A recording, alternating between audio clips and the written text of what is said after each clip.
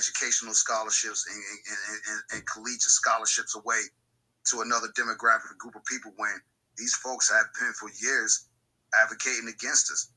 You'll never see any Hispanic, with the exception I could think Fidel Castro, who did during the civil rights movement have a bunch of black prominent doctors from the United States, Negroes, go to Cuba and learn medicine.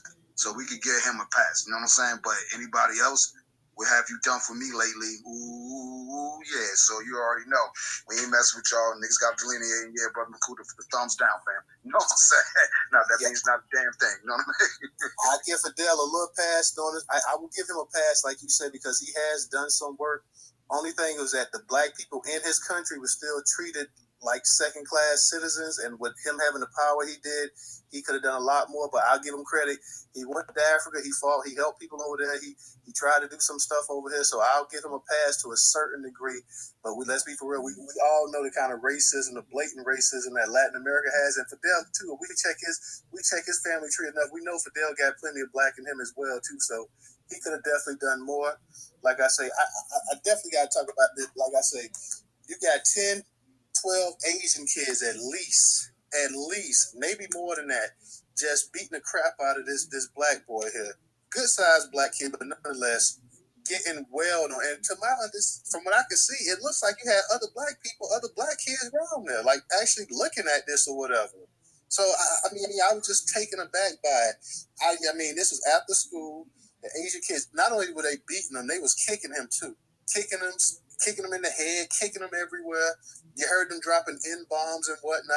I had this cat online yesterday, and we had a little back and forth, and he's sitting up here telling me he actually trying to explain that, you know, in all neighborhoods and stuff, poor neighborhoods, you know, people use the N-word and this and that, and they was using the N-word, but it wasn't in a racist type situation when they was talking about him. And I was like, man, are you crazy? Like, first off, who in the hell gave anybody that's not black? And let's be for real, there's a lot of black people don't really appreciate other black people saying the N-word. But how in the hell now, if he was up there and they was stomping this Asian kid, calling him a chink and a Jap or and all this other stuff, you know, get up into this kid's parents' house and they would have arrested all of them. But the fact that this was a black boy and they could sit up here and justify this, totally crazy. I just could not believe that. And like I say, I have not seen any charges filed against him. You don't hear mainstream media talking about it. Anytime a black person they show a black person attacking somebody of a different color, nationality, that is front line news. You had all those incidents going on in New York when they were showing black guys beating up elderly Asian women or this and that. Front news. Now, when you have these black women go to these Asian beauty shops and these hair places, and they get smacked around and slapped around by these Asian men and wrestled to the ground and this and that, it's never on the damn media. It's never covered. It's never talked about. Brother McCoo, go ahead, brother. Yeah, I like to add to that. I mean, you know, a real disheartening video. Hope everyone can hear me clear. Yeah, you're a little low, brother. Can you?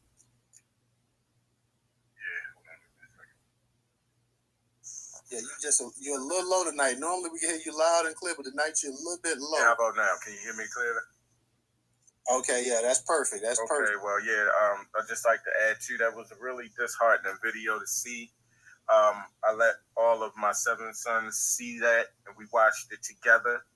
And I made it clear to them, if you see any of your brothers getting banked by some chinks, some white boys, you know, you don't just stand there and record. I mean, I think the most disheartening thing I heard in that video was when he got up, and I knew it was a black boy recording the damn video before he even said a word. And that boy said, man, I thought y'all had me. And he said, I don't know you. And that just, man, that shit just made me cry in front of my sons. Like, bro, if I ever hear y'all or see y'all do some shit like that, like I don't know you, and you see your brother getting beat the fuck up, and you don't do nothing, man, you coming home to an ass whip. You know what I'm saying? Because, man, that's just to see the ununification of all the black children that were out there, man, it was just more than one black child standing around watching that shit. And that's something that they were taught. That's something that they seen done by other black people to do that shit. And that shit was just really disheartening to me, man.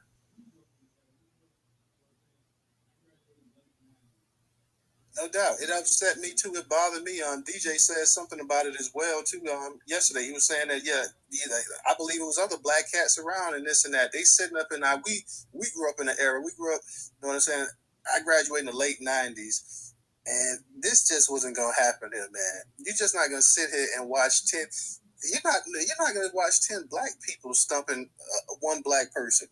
And they just sat here and watched this and didn't do anything. Like you said, if this boy was recorded and he didn't do anything, didn't step up, didn't say anything, that kind of lets you know we kind of see how soft a lot of these kids are nowadays. I put that in the jumbotron as well too. To the far right is the actual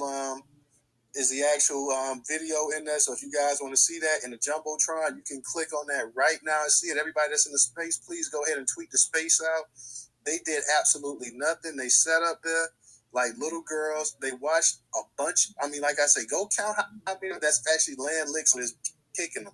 The fact that he was able to get up and he wasn't all disoriented, he wasn't falling out, his mouth wasn't just gushing with blood and whatnot. I'm gonna be honestly, as a father of two sons, we would have had a problem with that. I mean, I don't give a damn if they juveniles or not. I'm gonna have to go out there to that school. Like, I know nobody wants to talk about that, but you're gonna have to see me. Y'all done stumped my son, 10 of y'all. You're gonna have to go see me, straight up. And the police can come out there and all they want to. Hell no. Y'all recorded and the little dude that recorded it too. Right, Todd. I think that was the thing that hurt the most because I'm like, when I was watching it with my sons, my youngest son even was looking at the video and he had to rewind it. He said, "Dad, that boy said he didn't know him," and I'm like, "Would you have done that?" And he said, "Nah, I think I would have helped." I said, "No, you would have helped." I said, "Man, I just stressed all these people online, man. Talk to your children." You know what I'm saying? Because that was just sign that all them black children that were standing around, none of their parents talked to them about racism, white supremacy. Because had they did, it would have been a big ass fight out there. Everybody would have been fighting. Not just all them fighting on that one little black boy. All them black boys would have got some work in. Like, nah, man, you ain't fighting on my brother. But just the fact that they didn't carry it like that shows what their parents are doing at home. Real talk. If that had been my son, and I would have caught one of them little boys, I'd probably be in jail right now. Real talk. Newstoter, I just looked at that video. I couldn't look at the rest of it because my son 14, and I don't play about my child. So is mine. Same age. I got one 14 as well. I'm gonna tell you. I tell everybody every day, if you put any hand on any of my children, my oldest is 33, I don't give a fuck. If you put your hand on my children, there's going to be some people that's going to be laying down. And I mean, I don't give a damn who it is. If you touch my 14-year-old boy, you're gone. And I don't blame you, sister. I don't blame you. Like I said, and if this had been a head-up fight or something like that, which boys have, kids have, and stuff like that, you just go ahead and you say, okay, well, fine, okay, boys will be boys. But when you got, this is some kind of damn gang initiation. You got all these boys stumping him, and they calling him the N-word. And then, like I said, just so you, because like I said, me and this one dude, I couldn't even go. He claimed, I don't know if he thought he was black or whatever, but I couldn't even go back and forth with this idiot yesterday trying to condone this, sitting up here saying this stuff like that. I put a couple of the tweets in there that we was actually having a conversation, and replied to a couple of them, but I couldn't even entertain what this dude was trying to say up here because there's no way in hell, like I say, if this was, and I don't care if it was 10, 12 black boys beating a white person, a white kid, a Hispanic kid, an Asian kid, if he was beating another black kid and they was beating a gang of black kids was beating one black kid and they saw this and it's recorded, they gonna find him and put them in jail, let alone anybody, any other race. And to sit up here and just, man, this thing had me so sick to my stomach. The only reason I did not have that space on this yesterday because the other news was so big that I didn't want to go ahead and downplay that, so I wanted to host it. But this is what I was talking about. This is what I wanted to actually host yesterday until like that stuff came out in California about the separating the Black Americans and whatnot for the reparation claim. other than that, this would have been the actual topic of last night's Twitter room. This is what I was talking about early in the day or whatever until I found out that news a little bit later on. So I'm gonna come to Goddess. I'm gonna come back to you. I'm gonna let I believe Professor and then Mr. Engaging. You go, Professor, Mr. Engaging, and then Black Pressure. You go. I'm sorry. I'm gonna go. Yeah. And then I'm gonna come back to you, Goddess. So don't go anywhere. But Mr. Engaging, go ahead. One of the things, I think you might have saw my comment. I think our children need to be wearing shoes, need to be wearing boots. Like, no more slides at all. Like, that might be controversial to some people, but I'm just saying that for safety. You come in there to learn, you're coming there to move. You're not coming there to be relaxed. They need to be war ready and be on war footing, if you get what I'm saying. And not having your shoes and your boots on your feet, that's half a part of the battle. Coming prepared. And I don't want to come at it so hard like that, but that's what I saw as like an uncle. That's something I would come to my nephew about. Be like, pull both of my nephews and put them up on game, because like we all we got, and they need to be prepared at all times. Yeah, I'm in agreement with you there, man. I mean, like I said, and the thing about that, I had something on Newstoter that I posted, and it was a black man that worked at Wendy's. He ended up punching this elderly white man, I believe. I believe the white man might have even died, and now he's being charged for murder. You know, this story here, the only way this story would have hit mainstream media is if this black kid would have got beat to death. Had he died and got beat to death, then they would have been forced to cover it. But since this kid didn't get beat to death or get beat almost 1 inch within his life, they went ahead and they're not even talking about this. Where's CBS and NBC and CNN and Fox and all the rest of them that love to show black men being the aggressors, love to show black men hitting on defenseless men or women or kids or whatever? Where are they at now to show this with their favorite minority group that they love so much? The ones that they say just come here and work hard and bust their tail and don't bother anybody, keeps their nose clean. Why aren't they showing this right here? I want to know that. I mean, why is this not getting any attention here? Like I said, this thing had me so pissed off yesterday, man. Like I was like, and I couldn't even go back and forth with this idiot online talking this nonsense. Miss Engage, we're gonna come back to you and because I know everybody wants to say something, so we're gonna go back around. Professor, go ahead and unmute your mic. Yeah, thank you, Newstoter and Type and Goddess. I just want to say peace, love, and reparation to the room. I looked at this video and I was like, wow. the black kid that asked the question or said that, well, I don't know you, bro. I just wonder if that goes to a larger issue in the community, that parents are not talking to these kids, of course, about race, whereas the other race of families out here, Hispanics, Asians, white people, are talking to their kids about making sure you stick together real close with your people. Even if you don't like them, when it comes down to it, you battle the other races, you're gonna make sure you stick together. You're gonna be unified. And to see black kids standing there watching a black get beat down by another group of racist people is very troublesome to me. It's almost like our people are still trying to be stuck on this, I want to assimilate into society. And it's not getting us anywhere. Trying to assimilate into white mainstream society is not getting us anywhere.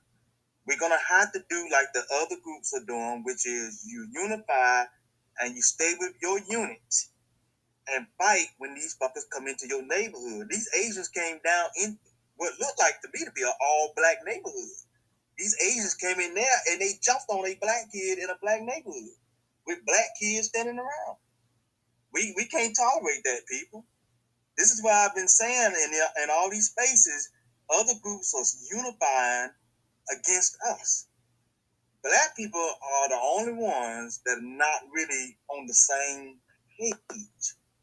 We have to get our kids and everybody else on the same page to understand we got a battle out here against these other groups. I mean, it's just that's just how you got to lay it down. Got to lay it down like that. We got to battle against these other groups because they taking us all on. Everybody's taking on us, and we got to be ready. We got to have the boots on, baby. And I just want to lay it there. Thank y'all. No doubt. I'm in agreement with you right there. I mean, like I say, the fact that they just sat there and just watched and did nothing, and it's just a different era, different time of when I was raised and whatnot. Because, like I said, and people in your neighborhood would even found out that you sat there and you watched something like that, and not even try to stop the people, not even try to pull anybody off the board, do anything, and just sit there and watched it. Watching these people just drop N-bombs and whatnot. They young as I don't know what. They already talking about what a nigga is. Okay, let's not pretend here that racism is something that's just with the older generation. Because if that's the case, if racism was just an older thing, it would have died off 100 and some years ago. These younger ones come, they pick right up where they mama and daddies taught them. So this is not no old thing. It keeps rebirthing itself every generation. It's not old. It stays around. Black Pressure, go ahead and unmute your mic. Hey, I just want to say what's up to the Black family. Respect to the host and the co-host. I'm going to be the unpopular person in the room for a second. I just want to let Professor know that he beat me to the talking point that I was going to bring up. And I'll say, if you peel the layers back, the problem is much deeper than the video you saw. I guarantee you, like Professor says, it goes back to the parents. I guarantee you, if you talk to that kid and his parents, I guarantee you his parents taught him that Jesus loves everybody and we're all the same color on the inside. I guarantee you that little black boy thought those Asian dudes were his friends. I promise you. I don't know the total context, but just my life experience, I guarantee you that was a situation where before they jumped on him, at least some of those guys were his friends. But I'll go back also to what the Queen Goddess said about her children. I have a son too. He's older than hers. My son is 21, so I had kids early. I had kids I had him when I was 21. And I guarantee you that as vicious as that beating was, because I've seen people get jumped, get knocked out, but that was vicious. That was fast vicious. If that was my son, and excuse my language, I'm coming to your motherfucking house. I'm knocking on your door, and we're going to have it out right there. It's when you do my child like that, there's no talking anymore.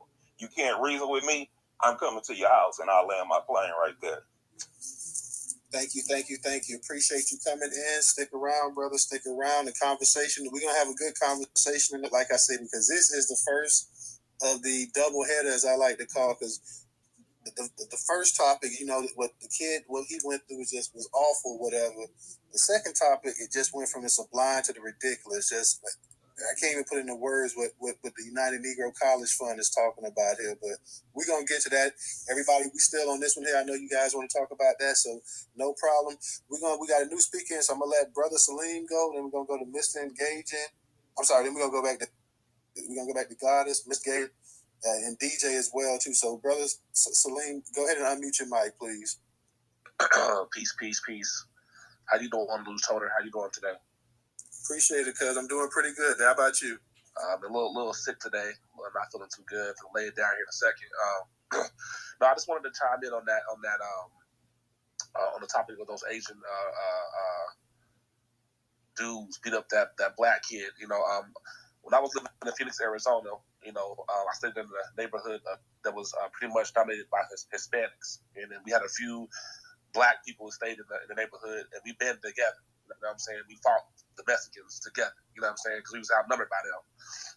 We would never had to do no shit like that. When we saw one getting beat up, of us getting beat up, if we were black, we would never had to do no shit like that. Pull out no phones, record it, or not help. When one swung, we all swung. That's how we came up. I said that to say this, that the brother one of the speakers had mentioned something about how things don't go away or they repeat themselves. So now fast forward, my son, I have two boys, they're 10 and they're 7, living in Arizona right now. And they're completely outnumbered in Arizona right now. So my son had an incident in school where he was trying to be friends with some Hispanic kids, and they had a little gang they was trying to initiate my son into. And they told him he had in order to be a part of this gang or this clique or crew, you have to do something bad. So my son, trying to be, friends with these Hispanic kids, end up, bringing up, and as soon as he brought it, they knew that he had it, confirmed that he had the weapon on him or whatever. They dropped dime on him. So now he's in an alternative school off some Hispanic kids setting my son up. So that's how it really gets. So now my son has to go to alternative school. He has a jacket on him already, and he's only going into the to the 4th grade or 5th grade. I'm sorry, the 5th grade. So what I'm saying is now we have to teach our kids that, when it comes to racial politics, they have to start this early in the households. My disadvantage is that I'm co-parenting, and my son actually believed that those boys were his friends that set him up. And he was out here this summer, and we had conversations about what happened with this incident. And he was constantly defending these Hispanic kids. I'm like, I'm your daddy. You're like, you know what I'm saying? Like, you think I would lie to you about what I'm telling you about what's happening? With your group and who you are, you're not no Hispanic kid, son. I'm sorry, you're just not. And it brought up to tears because I had to get raw with him, because it's like, listen, when you get older, you get into some trouble, and your life could be on the line. Your freedom could be on the line, at this point. So I say that to say that the brother was absolutely right. When it comes to your children, your babies, and they are black babies, have to understand the environment they in, and these other groups ain't they friends. They have to know this early on. You know what I'm saying? And in my situation, I find it difficult to tell my kids about racial politics, and it's a difficult thing to tackle because you don't want to come off as harsh, mean, and my son, I think he's hearing in his mind that I can't be friends with Jose, or I can't be friends with whoever he's being friends with, this Latino or Mexican in the state that he's living in. And I'm telling him that's not the case. I'm just saying that at this point, you have to be careful. It's a lot going on that you might not understand.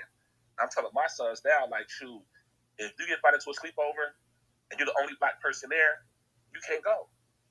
You can't go to the sleepover. I'm sorry, you can't go. Real talk. You can't go to Lil Jose's house and Lupe's house, whoever it is. You can't go over their house. I'm sorry, you just can't do it.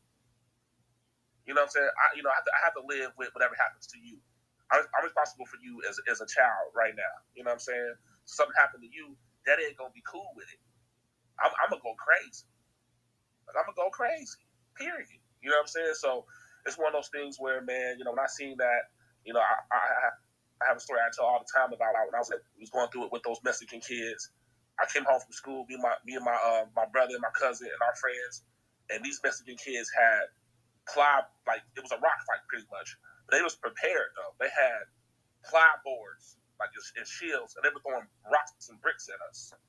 Like literally, it was a rock fight. And it wasn't no small rocks. We was throwing bricks and nice sized rocks. You know what I'm saying? So I was like, damn, they was in uniform and unison. I'm like, this shit is getting real. You know what I'm saying? They was on code with each other. So what I'm saying is, as a young child, I never forgot that incident. I never forgot that because one of the Mexican kids ended up getting his head busted. You know what I'm saying? But I remember this how on point they was to have, it was like 6 or 7 of them. They had, plywood up. They was in unison. They was throwing rocks and we throwing them back at them. We like, damn, we got ambushed. I'm like, what the fuck is going on? And that was a young life lesson. So what I'm saying is, for your babies, these life lessons dealing with some of these children immigrants, it might be something that they might not overcome. They could be set up, they could be lied on. It's getting to that point, family. I land my plane. Thank you. Thank you, man. Thank you for sharing your story too. Heart goes out to you and your son.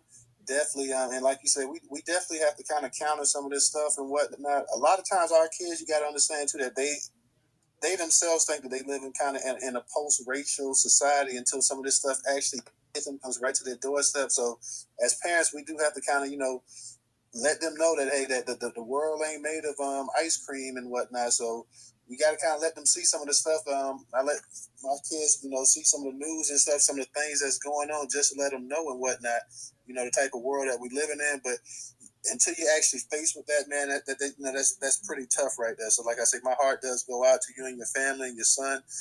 Just keep your heads up, man, and I hope everything works out for you guys for the better. We got a new speaker in. I'm going to get back to my other speakers, but I'm going to let you go, Loke. And for those in here, please go ahead and we got the YouTube channel up in the Jumbotron. You guys take a minute, click, that's the far left. Click that button, go to the YouTube channel, subscribe to the YouTube channel. So please go ahead and support Newstoter. You can also support us on Cash App, $Newstoter, $Newstoter. Thank you to Brother Moku for your contribution on Newstoter. That's $Newstoter. Go ahead, Moke. Hey, what's going on, man? What's going on? Hey, listen, I'm gonna shout you out on TikTok. I'm definitely gonna have you. I'm a content creator also on YouTube. So I'm also going to link your channel to mine. So when they exit off my channel, they can go straight to your channel and see what you're all about. Okay, I appreciate that, brother. Also on the topic, I think you also got to understand that a lot of these kids, like growing up right now, they don't know their history at all. They don't know anything about slavery. They don't know anything about the transatlantic slave.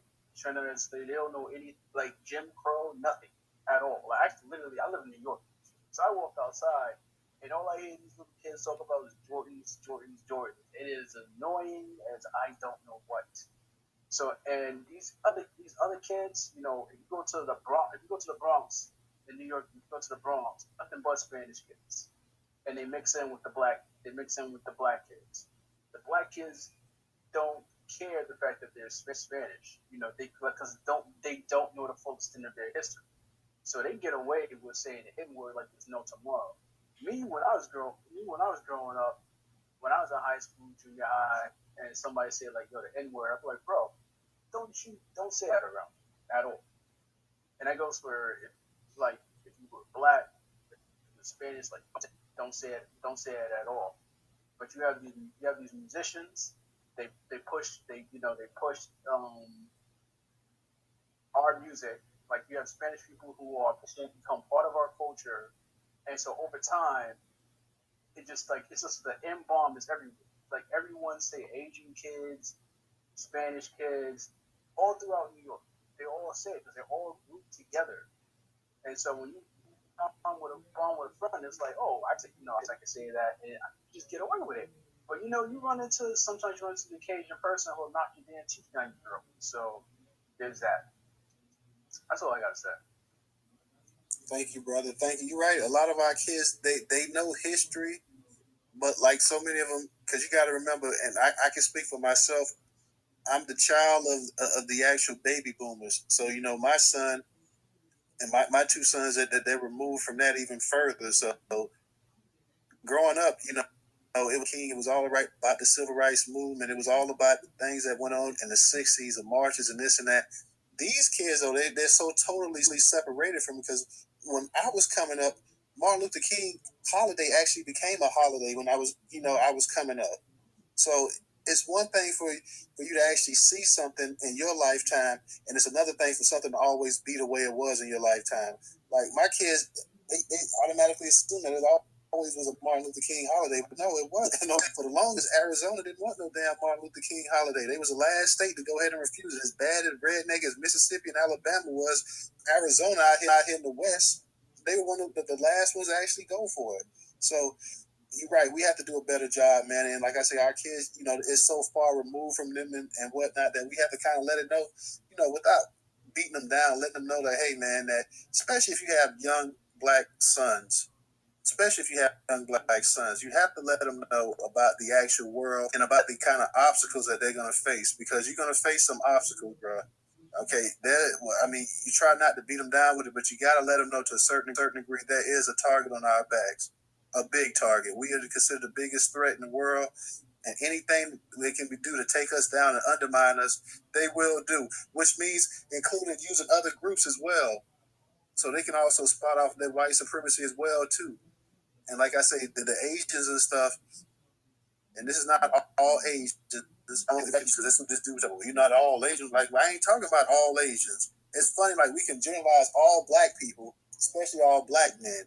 But whenever it comes to another group of people, they commit a crime or do something, well, he was just the lone assailant. Oh, it was just that individual. All white folks aren't bad. All cops don't do this. Until it comes to black people. When it's black, all of y'all are this. All of y'all are that. You all come from a a baby making factory. You don't have a daddy. You don't have this. You don't have. It's always all of us. But when it's anybody else, well, that's an individual. You can't judge them so harsh. You have to. So no, man, please get out of here with that. Goddess, go ahead, sister, unmute your mic. Hey, this is me again. Sorry, I jumped ahead of the game earlier, but I watched that video and got extremely angry. And I didn't even watch the whole video, but I am fortunate that, let me say this first. I am also co-parenting as well. And I had my son for the summer, as you all know. And today was the last day that I had with my son, so I dropped him off. But one fortunate thing that my son does have is his mother, because the whole summer my son was taught. He didn't just sit around and just, lounge and, play around and things of that nature. So he's learned, he knows what it is to be Black. I taught my son what it is to be walking around in these streets as a young Black man, as he is. And so he understands already. Unfortunately, his father is not on the same level as I am. So he's not going to teach him to the extreme that I am. And I'm not going to say that it's extreme. It would be extreme to him. But for me, it's not extreme, because I don't hold my son or to him from anything, because he's going to see it, whether he see it, with me, or he's going to see it when he has his phone in his hand, or when he's with his friends at school. So I feel it's better for me to show my son everything. My son, the whole summer, my son learned about Emmett. He knows so much about Emmett. I bet you he can tell you everything there is to know about him. Also, Malcolm X. I made my son sit and watch a whole lot of things, and I talked to him over the summer. Also talked to him about when he goes to school, his Black brothers, that he does not come up against them, or his Black sisters either. And I told him those are not your enemies. So my son is aware of that. And we also, all of us need to be doing that same thing, taking time out to speak to your children, because right now it's not, time is up for you to be wasting and saying, is it time for me to talk? As long as your child understands you and can talk back or understand what you're saying, you need to start teaching your child, because they teach their children early. So as soon as your child get old enough to be able to speak or think or whatever, understand, you need to begin to start teaching your children. Thank you. Thank you, sister. It's great to have a woman's perspective on this as well, too. And like you said, that you're co-parenting, so definitely, you're doing the right thing by definitely involving them. I've been kind of, I put it in there and whatnot to a certain degree where, I try not to go overboard, but, I have to kind of say something to them. I can't put this kind of news out and just I'm going to walk on eggshells, which I got to kind of let them know exactly the kind of world we live in. I try not to go too hard. Let them enjoy being a kid and whatnot, but at the same, as Emmett Till shows us, that whenever you're a child, just because you're a child and you're Black, don't mean that you can't be taken out within a moment's notice. So I definitely think we all should go ahead and try to do that. Try to go ahead and inform our people as much as possible. I see we got a new speaker, so I'm going to get to you, Miss Engage, and let me go to Tia Marie. Tia, go ahead and unmute your mic. Good evening, everybody. It's actually Tia Marie is my first name. The last speaker was right on point. One of the things that we've been very successful in the Michigan area doing is having a collection of parents, business owners, medical professionals, and we call it Wellness Wednesdays. We take 30 to 60 individuals into the schools, and Michigan right now has only about 2%, less than 2% Black educators. We're 98% white educators. So I've mentioned this before, more than 270,000 of our kids may never encounter Black teachers or Black educators, administrators in their entire 12 years of school. So realizing this and knowing that they also will not hire our teachers, we put together a group for Wellness Wednesdays in partnerships with different schools, teachers, community leaders, and they go into the school that day, and we're there from the start of school to the end of school on Wednesdays. We put a speaker in every single classroom and do different activities with the kids. That day, they are not learning school curriculum. We are focused on what the theme of that day might be, so that the kids have an opportunity to not only see Black folks in their school, but they get to have real contextual conversations about a relatable experience. The schools have been very receptive to this because we do all the organizing ourselves. We just let them know that day we'll take care of lunch, we take care of breakfast for all the speakers, and the teachers can just take a step back and we talk about race and maternal health and violence against Black folks and anti-Black hate. All these different topics. And what I will tell you, every single time we do it, we started doing it because the school stopped having fights in the days after our visit. We had they never would even talk to their teachers about. Their grades were different. They started reaching out to the professionals that we had come in that were mental health professionals because they were dealing with grief from loss of family members during COVID. So this is a very doable formula. If you will reach out to your school, half the time it's because our kids are not at all, and I'm an educator, they are not getting what you think they're getting in the school. It's from us being really proactive. And so I would, if anybody wants to reach out to me, I can kind of share our formula, even down to the letters that we give to the school so that we can come in and we named. It is because you don't have Black administrators, you don't have Black educators, but you have a predominantly Black student population. We need to be in this space. And we come every month. Some schools we're going to twice a month. But it just changes the entire atmosphere when I bring educators and leaders and business owners, ex-cons, exonerated cons, police that are Black, Michigan State Police, who are part of this anti-Black movement. When we bring them in, the entire behavior of students, the way they interact with each other, it just shifts. We've had grown boys that are like 17, 18 years old who didn't talk all school year that will talk to the people that we bring into their buildings. So can shift every aspect of what we want. We just have to be present, be intentional, and make sure that our kids understand that they have cover from us as the adults. We are their support system, regardless of what they have at home. Most of the parents, we do understand, are holding down a lot of burdens to try to just get the family to thrive. So we have to be more community-minded and be the support system to each other, to our kids, to the parents that are struggling, and the parents that don't have the support. If they're single parent households, we have grandparent households that are quickly growing, and it puts a financial burden on those households because those grandparents are not working.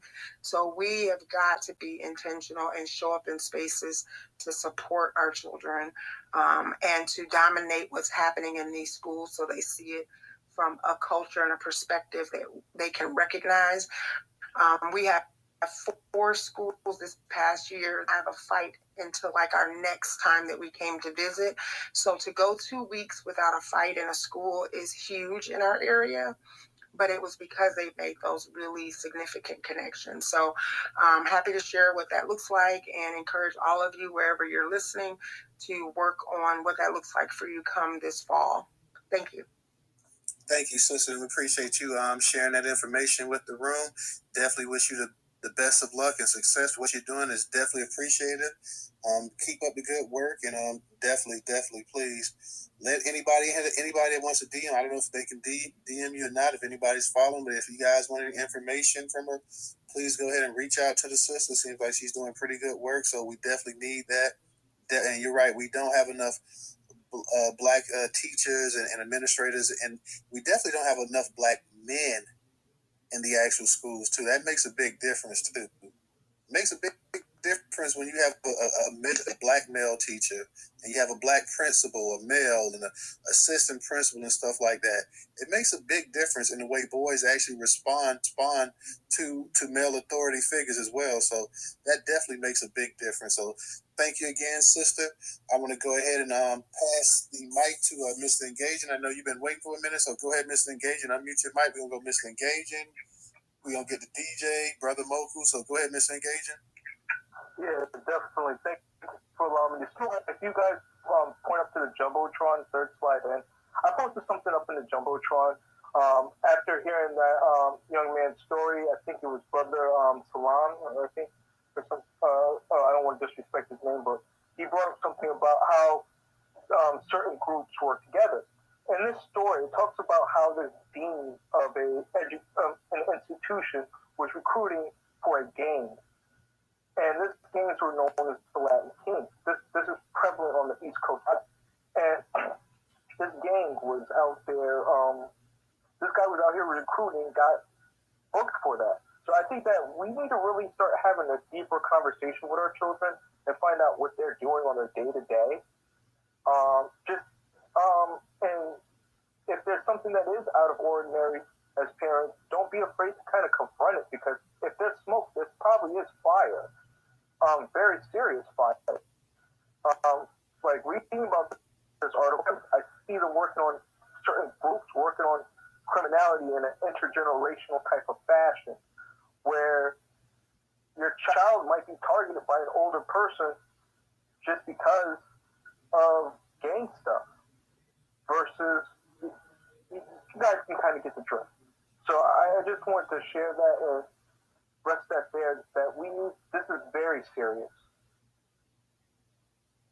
Absolutely. Thank you. I see we got Quad up here, so he hadn't had a chance to speak. So Quad, go ahead and unmute your mic.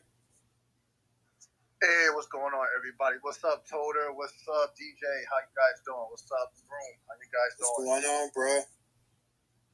What's up? I wanted to speak on our outreach to the kids in school. I think Tia, I forgot her name, but she was speaking on, outreaching to our kids in school. It's gonna be reach out to our students and kids in school. I'll give you an example of one day I went to a career day. I went to an impromptu career day. I was notified last minute to be someone to go and represent and talk to the kids. And it was a school in Paris, in their downtown Paris. And I went in there. Most of the kids there, were black. Majority of them were black, foundational black Americans, I'm assuming. And when I went in, kids, you know how kids are. They like to talk and stuff. So when I was talking to them, at one point, I was breaking down what I do to them. I was telling them I'm an engineer. At one point, they started talking. And one of the school supervisors came in. He was white, and he came in and told the kids to shut up, like just straight up told them to shut up with a lot of disrespect, And I was like, yo, you don't have to say it to them like that, because every time I wanted them to stop talking, I was able to get them to calm down myself. I was like, hey guys, listen up. And these kids were young. They were like 12, 13. So there's definitely a difference in how black teachers treat our own kids versus how other groups treat our kids. It's a big difference. And if you were a foundational black American, or even a black person in the school system at all, in a predominantly black neighborhood, you were treated different as a student, because that was my case. I just wanted to bring that up and land my plane there. All right, bro. Good to see you up in the space. It's been a little minute. I hadn't heard you spoke in a while, so definitely glad to have you back up in the space, man. Definitely. DJ, go ahead and unmute your mic. I know you wanted to say something. I'll let Brother McCool go, but Quad there was good, my boy. Everything Jersey, you know what it is. So the reason why the white teacher came in to shut up and all this other stuff, because he overheard what it was you was explaining to him. And if you're explaining civil engineering to some black Negro kids, well, we can't have the nigga kids learning some fucking civil engineering, because your ancestors was the ones that built this motherfucker. So if you figure out the code of how to, read diagrams and the blueprints, you ain't gonna work for me for the rest of your life. And that's what we need. You to keep working for me, the white man, for the rest of your life. So don't ever stop teaching. Grab one of the homies up, teach them up. You feel what I'm saying, bro? But go ahead, Brother McCool. Yeah, just wanted to say what's up, Bobo Rats, my man. Everybody else in the room again. I'm gonna just say this. This kind of goes into the next topic that Tota was getting at, as far as the Negro College Fund. I posted in the Jumbotron a piece of work by Neely Fuller Jr. And I can't remember exactly what speaker was saying earlier that he had issues, or maybe issues of approaching the topic of racism, white supremacy, to your children. But I urge everybody to do it as soon as they can talk, and the real way to eliminate the confusion, which Neely Fuller suggests in his work, dress ourselves. We all, no matter Latino, whatever, we're non-white, and the first thing is unconfusing them about everything that they think they know. Because we even have parents out here that don't know what racism is. They don't know that racism, white supremacy is synonymous. They don't know that that first, to even practice racism, and when you're not white and practicing racism, you're a collaborator. Words are very important. Neely Fuller works comes with a word guide, words that we should use, words that we shouldn't use, and we should teach this to our children as soon as they come out, because if you teach this to them, they cannot get confused, or no matter what white teacher or white woman teacher or male teacher is trying to teach them, they won't be like sex. They won't be confused about who they are and what they identify as versus what a white person identify as. So I think teaching your children as early as possible about racism, white supremacy could eliminate a lot of this. And I feel like Negro College Fund, until we have a Negro college that's specifically for Negroes, unapologetically, like for these colleges, unless you're a Negro, then I'll give my money to a Negro College Fund. But until then, you see how they trying to shoehorn their way into all out other parts of our culture. This is the same thing that they're doing in the college fund, and this is the result of that. Seeing our children get attacked by a group of individuals that they may think that they're their friends or not. Unapologetically teach our children, no, it ain't no all together shit. It ain't no kumbaya shit. No. You're black, and we do not have any free friends. I mean, Henry Clark been telling us this shit before I was born. Black man has no friends. Black man, black woman, black child, black baby. And we know black babies don't have no friends. How they trying to eliminate us in the womb. Margaret Sanger was a very, very, very good example of that. The Eugenics League was a very, very good example of that. We got to teach our children about all this shit, because I go to even my sons, I pick them up from practice, whatever, and I ask their friends, man, you know who the Eugenics League was? They don't know nothing about that. They ain't been taught this by their white teachers, and most of the black male teachers I see in the school systems, I'ma just be real with it 100. Most of them fag, man. And anytime I see anything LGBT or gay on it, it's supremacy. You know what I'm saying? Because there ain't no fag teacher teaching your son how to be a man. But I tell you what they are endorsing. They're endorsing them coming to school in clogs. They're endorsing them to come to school in slippers. That boy couldn't fight back even if he wanted to, because he had a pair of clogs on. And that's just, man, that shit is shameful. That shit is shameful. So as parents, even me, because I'm not excluded, even me, even though I got to be on code with even children that's not yours, but they look like yours. And If the parents got a problem with it, then address it. Look, man, I'm your brother. I love you. I just want your child to be prepared like mine. You know, it ain't hard. But one thing that I do know for sure is it is individuals in this world. But any individual, I don't care who they are part of a group. And a group takes individuals. And vice versa. So y'all need to teach our children about racism as soon as possible. And if you haven't talked about it, talk about it. Approach it. Man, I ask my sons all the time, man, you know what a girl is? Do you know what a boy is? Do you know what your scrotum is? You know what I'm saying? That shit may be embarrassing, but I ask them that shit. Because you be surprised, man. You know, you got people actually thinking it's something called bisexual. When the only 3 things that qualify sex is a male and a possibility of an offspring. So I'm going to just land with that. I ain't going to keep ranting on, but I just wanted to say that no Negro college funding too is actually a college for Negroes. Word up, word up.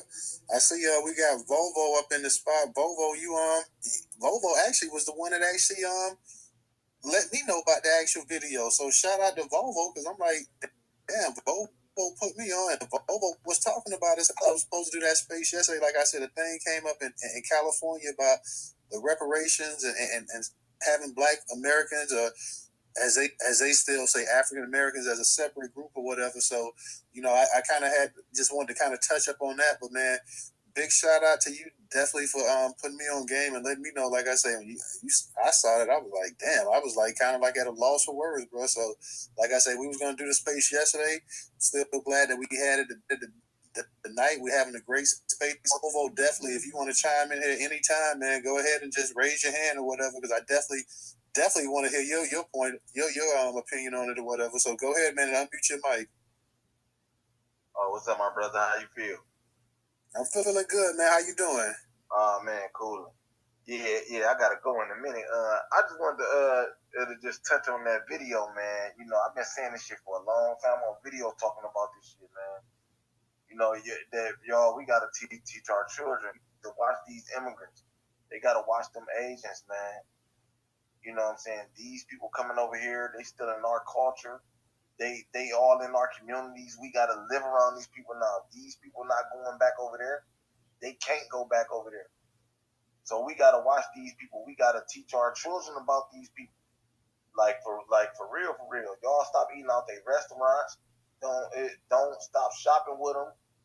That if you're gonna shop with them, at least don't buy they. That's all I can say. Don't. These people will spit in your food. These people see you as an enemy. You know, these people teach hatred for Black people in the home. They teach this to their children. They on video telling the whole world how they teach anti-Blackness in the home. They teach it to their children. So we gotta watch these people, y'all. Then they got the news on their side. I've been talking about this for years. Targeting Asians. Like it's a part of our culture to beat up some Asians or to attack some Asians. We don't even know you exist. And unless it's about an egg roll or some manicure shit, don't nobody fuck with you. Don't nobody. I don't know. I don't know. We ain't never ever had sat down and had no discussion about no Asian. But they sitting down having a discussion about you. They is discussing you. They got a hatred for you. So all I want to say, it's just something weird going on too, y'all. Why ain't nobody touching that? That's weird to me. That ain't nobody else had got nothing to say about that. Where if that was a group of white boys beating up a Black kid, talking about nigga, the CNN would have been all on that. The Black Lives Matter people would have been all on that. All the Democratic SEALs would have been all over that. What's so special about these Asians? If that was a group of Black beating up an Asian, for one, he wouldn't have made it. Yeah, he wouldn't have made it. Because these Black kids strong. We some strong ass people. He wouldn't have made it. But the Asian Stop Asian Hate gang would have been all over it. Fox News would have been all over it. It was beating on them, calling them chinks and zipper heads and shit.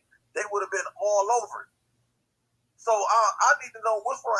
Ain't nobody got nothing to say about it. This is the first place saying about it. Where all the big dogs at? Why they not saying nothing about this? I don't know. It's just something strange going on. I just felt like that was weird. That ain't nobody saying nothing about it. I appreciate y'all. No doubt, bro. And like I said, I didn't even know till you actually put me up in the actual tweet, so I didn't even know those sources coming through Newstoter and whatnot. We didn't see it or whatever, but I'm glad that you did. Like I say, I would have actually did the space yesterday on it. Like I say, had it not been for that thing in California coming up about the reparations and everything else, but I'm glad you let me know about it. And you're right, man. Like I say, and definitely if that, like I said, if that was 10, 12 black kids that beat up on anybody, they'd be in jail right now and be talking about trying them as adults. And nobody, they would get no sympathy. Yeah, they would get no sympathy from the media. And the media would have made sure this would have been on CBS, NBC, this would have been on the national news. Forget the local. This would have been on the national news that have made world. Why we're not, maybe like the media's not saying too much about it too. Let's not forget that for all the talk about China and the U.S. beefing and this and that, China owes a great deal of the U.S. debt. So the U.S. knows exactly how to get along with their partner. They're the biggest damn trading partner they got. So what are they going to do? They sit up here, and that's why they went ahead and they started signing those anti-Asian hate bills and this and that, because I'm sure China started pulling at their coattails, telling them, hey, y'all need to do something. We already have the damn coronavirus, so y'all got to go ahead and stop this right here. Y'all got to do this, you got to do that. Go ahead, Vovo. Well, if they're going to run the game like that on us, y'all, to where these people get to beat on us and don't nobody say nothing, everybody act like they didn't see it, everybody act like they don't know what's going on, we need to quit playing then. Like on some real shit. I'm really on that. Like we need to quit playing. Like and then everybody in on it. Black people in on it. You in on it. Ain't nobody saying nothing to where these people get to beat on us. If that was anybody else, if that would have been some white boys, that could have been some white boys beating on a black kid, it would have been all over the news, all over everything. They would have said Trump made them do it. So I need to be figuring out what's so special about these Asians. Like I need to be that means everybody's in on it. Everybody is in on it. Our leaders in on it. Everybody in on it. If ain't nobody gonna say that, but if you fart around an Asian and it's too smelly, then you gonna catch a Fed case? There's something going on, man. All right, yeah. No doubt, Volvo. I know you say you got to run. If you got to run, that's cool. We appreciate you coming in. But you got to remember, too, that for 40, 50 years, that the propaganda machine of the United States media has been pumping Asians as the model minority. They say that they make the best test scores and that they make the highest salary and they have the highest intelligence and they have this and that or whatever. And it's really a backhanded slap in the face of black people. They're trying to say that these people came over here with nothing, and yet racism isn't stopping them. If they came over here, they had it just as hard as you did. And racism isn't stopping them. Their kids go to school. They keep their nose clean. They love America. They're appreciative. They're not always complaining, whining. So what's your problem? Slavery ended 150 years ago. Yet these people came right over here and they're running circles around you. So let's be for real. That's what it's all about there too. You know, that America, they like to go ahead and use that, like I say, use them as a model minority, knowing that damn well there's all kind of crime also going on in Asian neighborhoods. You got all kind of things that they don't report in the news. Yet some all kind of damn all kind of damn rings and stuff tracing back to Japan and China and all the rest of them, Asia and Korea, all of them overseas that they go ahead and they let them go ahead and get away with. But it couldn't be a black person. Black Pressure, go ahead and unmute your mic. Hey, real quick, I know a couple of the brothers mentioned knowing your history. Just real quick tidbit. I know a lot of us know about the transatlantic slave trade, some about the Arab slave trade or the sub-Saharan, but I like to call it the Arab slave trade. Not many of us, and in Western culture, they do their best to bury this. Before both of those slave trades, there was the Silk Road slave trade. And like I say, in Western culture, they do their best to bury that. It's actually kind of hard to find a lot of information on it. This is where the Asians traded black people for commerce before the white men and before they. So just any brothers and sisters in the room, if you care to look it up, you can actually go find that. And kind of to the point where you see those Asian kids, what they did to that black boy, it's actually in their DNA to hate us. And I'll land my plane on that.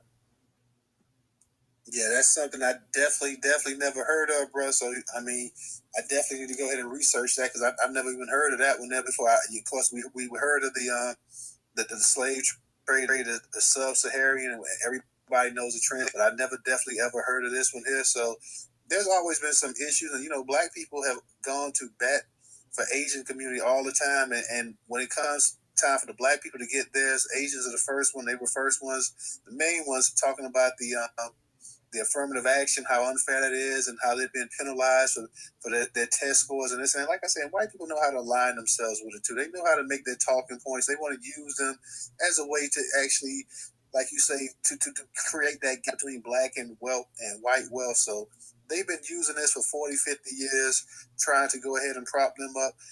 They have never gone through the kind of stuff that black people have gone through here.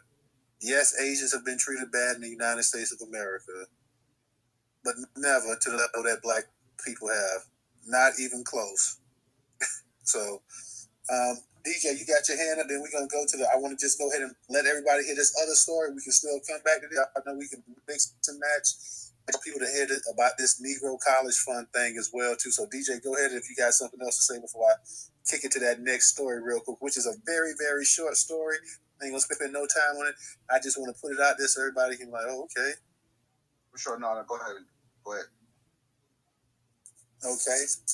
And this is from Black Enterprise. It says Frito-Lay's. Everybody knows Frito-Lay's, a big potato chip manufacturer. Frito-Lay invests $500,000 in a scholarship program with the United Negro College Fund to provide college education for Black and Hispanic students. Frito-Lay today announced a partnership with the United Negro College Fund that will further enable Black and Hispanic students across 10 U.S. cities to attend college. The snack leader is investing $500,000 in need-based scholarships to help reduce the financial barriers of attending and graduating college. Students are encouraged to apply beginning now and until submissions close September 29th. The scholarship will be in Chicago, Dallas, Detroit, Houston, Los Angeles, Orlando, Phoenix, San Francisco, and Washington, D.C. Each scholarship will provide assistance up to $5,000 each to 100 Black and Hispanic students, according to a press release. Investing in these students means investing in tomorrow's success. It's a privilege to play a role in their future, says Stephen Williams, CEO of PepsiCo Foods North America. At Frito-Lay, we're proud to celebrate diversity at every level and remain committed to supporting future generations through resources that enable them to continue their education journey and achieve long-term success. This is one of the largest scholarships in Frito-Lay history, an extension of Frito-Lay's commitment to PepsiCo Racial Equality Journey Initiative, which will contribute $570 million to address issues of inequality over the next 5 years. This also represents the first partnership between Frito-Lay and the UNC College Fund, which has a 75-year legacy of helping to provide equal access to education for all Americans. We're thrilled to partner with Frito-Lay to support unrepresented groups in the communities that we call home, said Maurice Jenkins Jr., Executive Vice President and Chief Development Officer of UNCF. This partnership helps us to further act on a vision of a nation where all Americans have equal access to a college education that prepares them for careers and engaged citizenship. The eligibility for scholarship selection requires that a student be Black or Hispanic, be enrolled full-time at an accredited 4-year college. So you see how corporate America also plays a role in this stuff here. Corporate America, you got Frito-Lay saying within the next 5 years, they're going to give out $570 million to address issues of inequality. So out of that $570 million that they plan to go to, how much of that is actually going to go? So now they're using the United Negro College Fund as a front man, I have never heard anything more ridiculous in my life. Now, this could not have been. Now, you're not going to have an organization, the Hispanic College Fund, and they sitting up here and they're going to split half of it with black people. Only do you have these black organizations that go along and do this kind of crap. So what are you getting to go with this nonsense right here, Brother Moku? Go ahead and unmute your mic, brother. I mean, the kickback. That's a good question. But just like I said before, you don't see no other like Jewish schools doing this for splitting their shit with black people. You don't see no Ukrainians splitting their shit with black people. You don't see no shit with black people. None of their little college funds and getting their children in free to college. But as soon as we got something, they want to latch on to Hispanics. They want to latch on to Asians. I mean, yeah, this is a big conspiracy when you're not clear on what racism, white supremacy is. But I just urge people, stop just apologetically black first, really, and teaching our children to do that, so it won't look weird when we're doing it. Because I know I heard a couple of people say, they don't want to seem like they're over the top to their children. I seem like I'm probably the most over the top person in my care unit. I mean, from my grandmothers to my uncles, my aunts, my wife, and I just want to big up my children out of public school.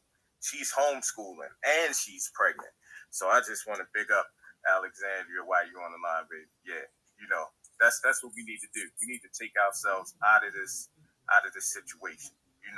I say don't promote no Negro College Fund until it's no speaking about Hispanics with it.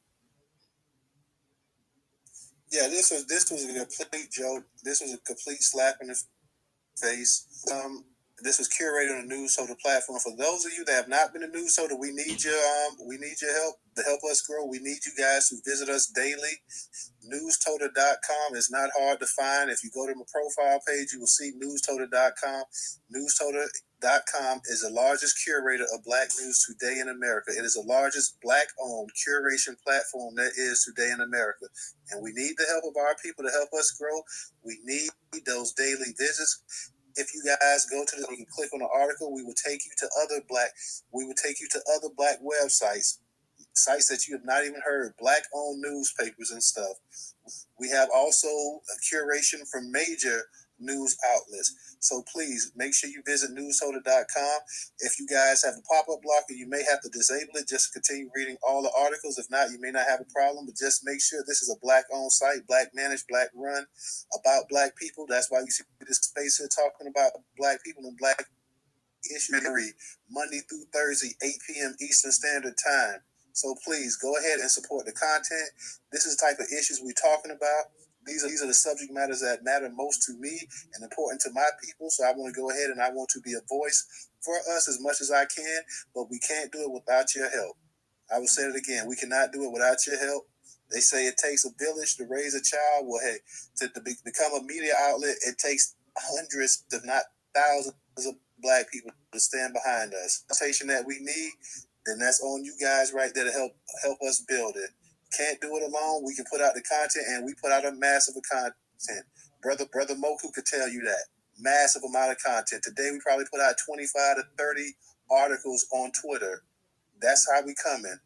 We can't put out all the articles on from the platform on there, but we can put out enough just to get your attention. So we need you guys to go to Newstoter.com daily.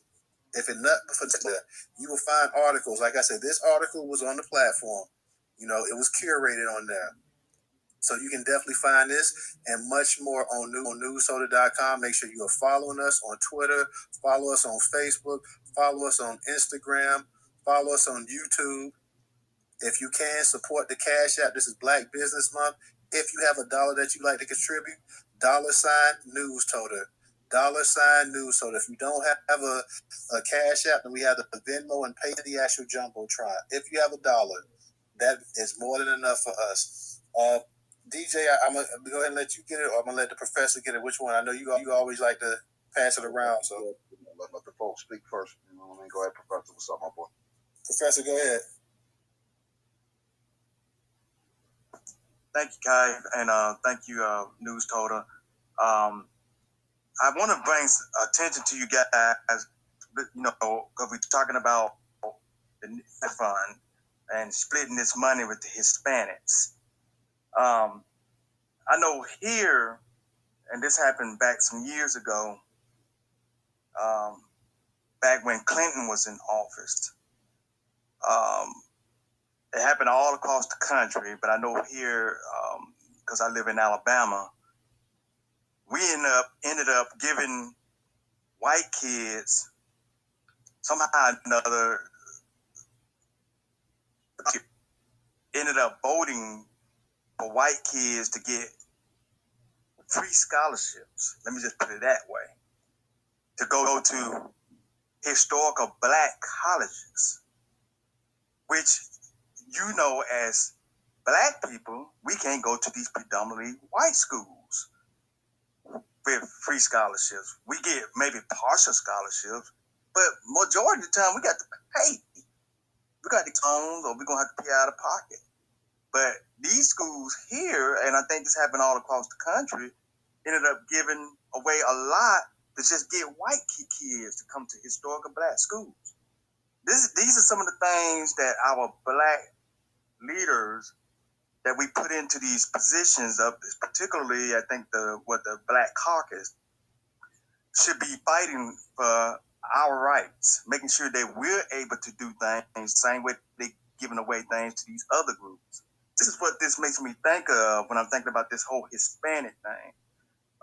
When we having to split things with them, it's like everybody wants us to share and split with everybody else, but we have to give away stuff that belongs to us.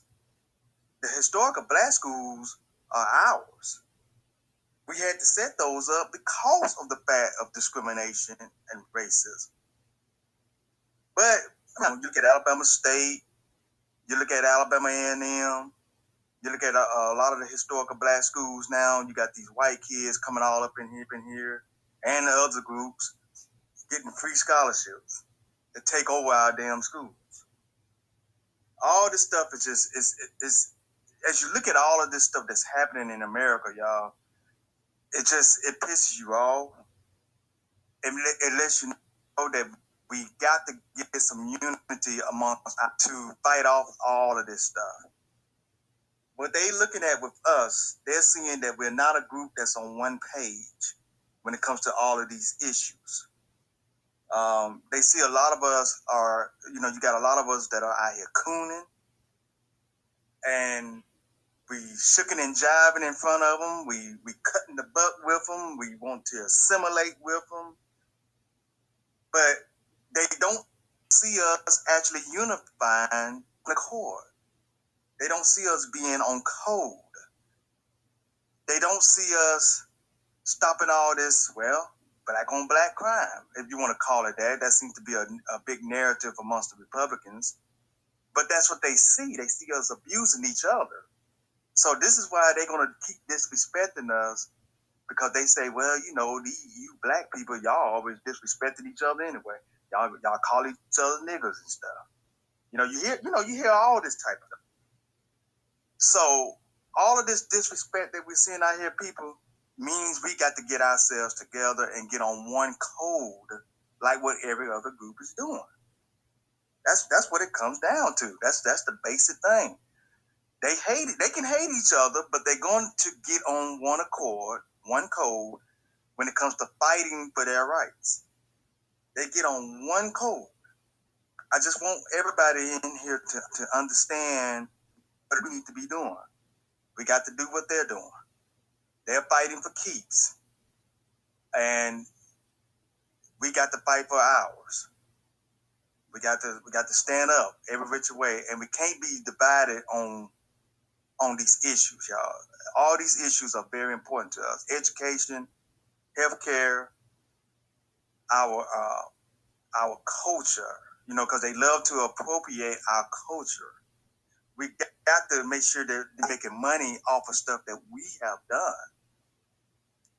That's what we're fighting for. We're fighting to make sure they don't keep taking from us.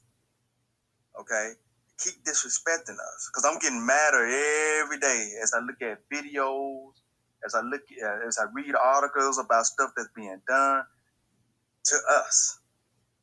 But yet we still have our Uncle Tom leaders or Coonin leaders out here willing to go Kamala Harris, that Jim Clyburn, all these different black leaders or people that's supposed to be our skin tone representing us, but they're not really doing anything for us. They're not representing us. And I get frustrated by seeing all these coons sitting up in office. And I would love to see every one of these folks that are sitting up in there get put out of office. We need them out of there because they just all they do is sitting by skin only. I land my plane there, group. Thank you. Hey, DJ, did you want to add something?